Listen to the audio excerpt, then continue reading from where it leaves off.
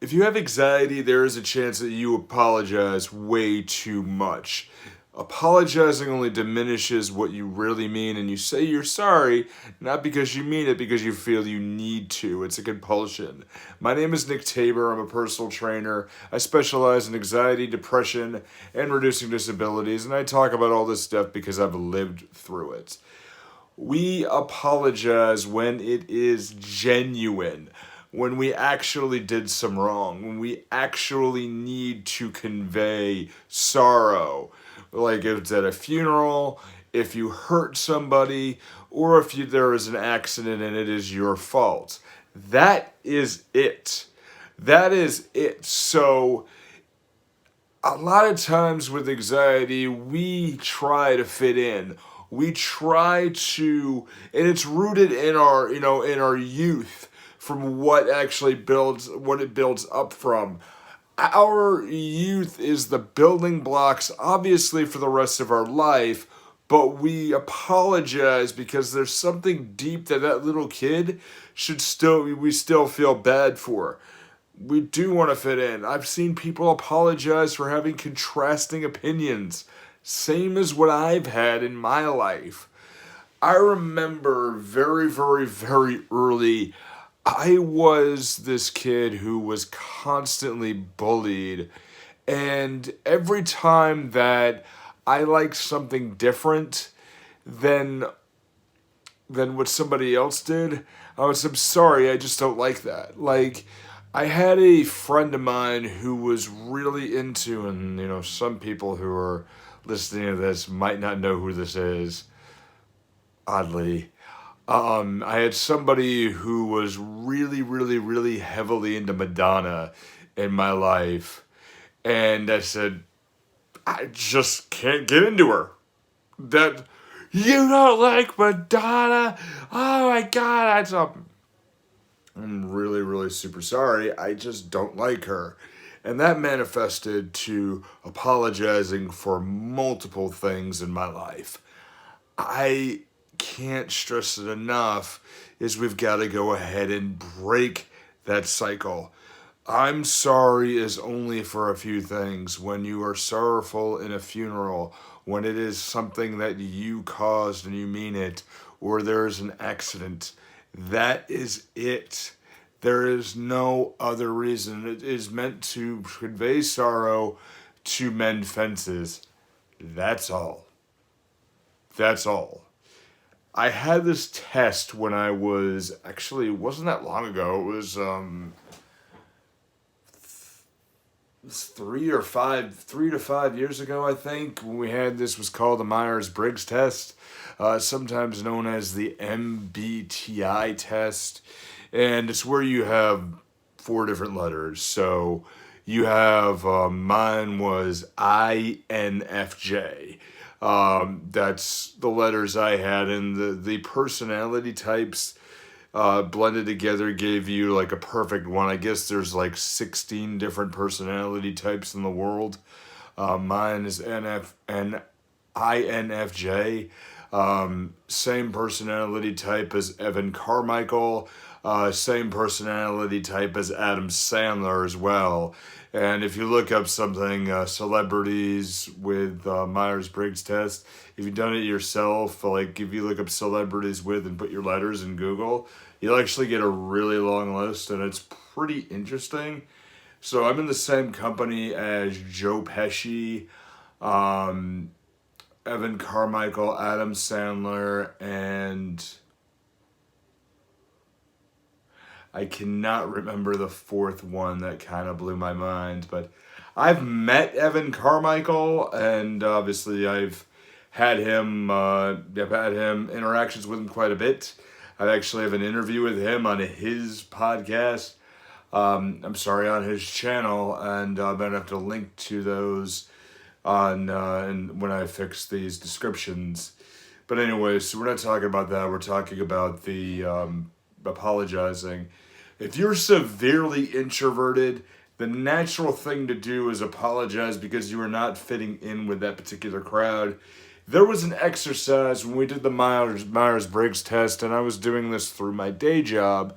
And we were sequestered to this place for a day to go over all the results and everything. And it was this extravagant 9 hour production of a meeting. And it was actually incredibly informative. And I was really impressed by it. But one of the activities that I think I'll never forget is we had pages on the walls. And we had to draw, like, if money was no object, what would you do for a room in your house? What would you do? And we could do whatever we wanted. We had 15 minutes to think about it, draw it out, and then we had to present it to everybody.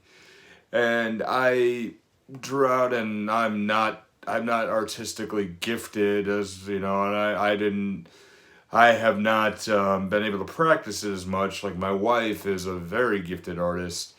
Um, we I drew mine out, and I was drawing these stick figures, and I drew a weight bench and a TV and a bed. And I'm incredibly minimalistic. Like the fact that I even have any of this on my wall is pretty wild. But I just went ahead and did it. The first thing I said was, I am so sorry, I am not artistically gifted. And the proctor of it was a woman named Deborah who called me out on it. She said, "Why did you apologize when you don't even know anyone's reaction right now?" She says, "This is what introverts do right away, is because we can't fit in on our own, or we don't fit in the moment, we have to apologize for it in order to gain the extrovert's acceptance."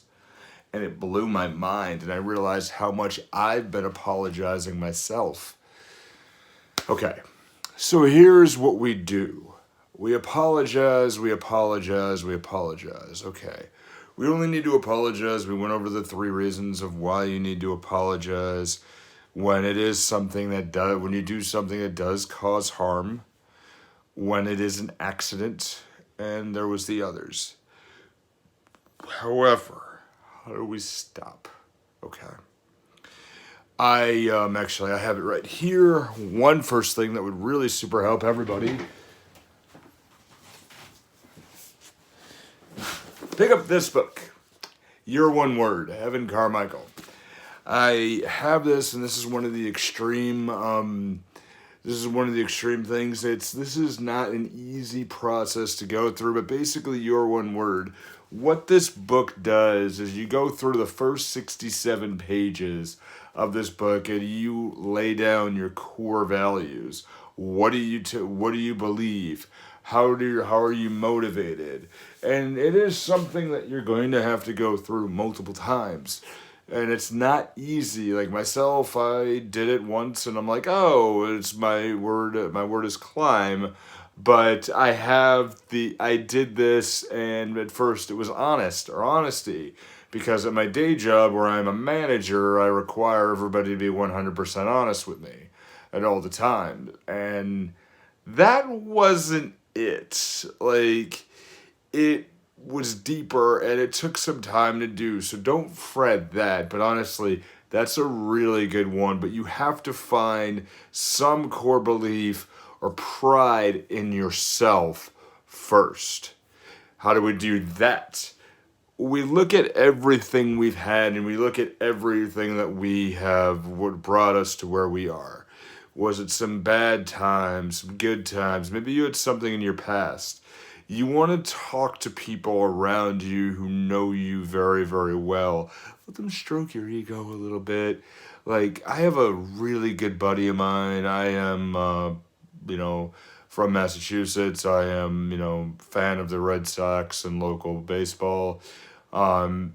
Casually, a good buddy of mine who is a Yankee fan.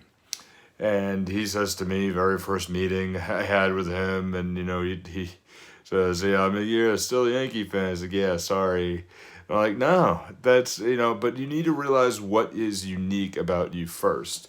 Why are you a Yankee fan?" I mean, I have no problem with it. I don't really care, but it is something because it's opposing sides.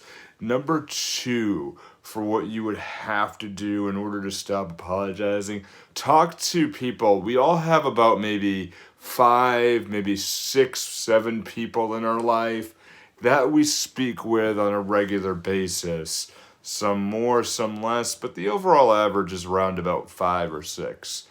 Talk with those people and tell them what you're doing. I notice that I apologize often. I want you to tell me what I apologize for because there are some insecurities. And then this is going to be super, super, super hard because I had this done for me.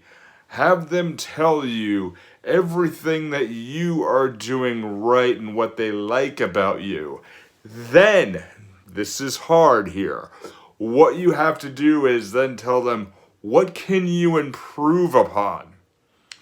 If you can get all 5 of them in the room at the same time, this part is kind of strenuous to some people, but let them know. Like, there is it's an Evan Carmichael thing, where I actually led with the question, tell me why I suck. You may not want to lead to with that, tell me why I suck, but lead to it.